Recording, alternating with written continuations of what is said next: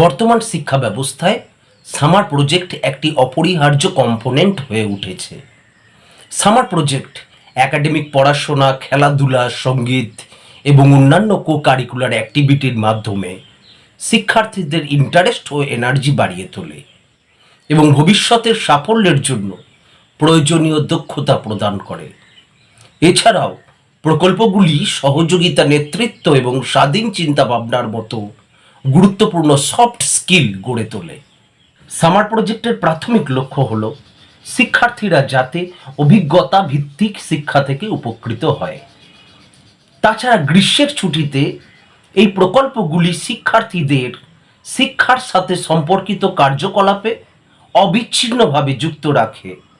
গ্রীষ্মের দীর্ঘ ছুটির পর স্কুলে ফিরে আসার জন্য শিক্ষার্থীদের আগ্রহ জাগিয়ে তুলবে, ড্রপ আউট কমে যাবে। পশ্চিমবঙ্গ স্কুল শিক্ষা বিভাগ 2023 সালে সমস্ত স্কুলে সামার প্রজেক্ট চালু করেছিল এবং এই উদ্যোগটি অব্যাহত রেখেছে।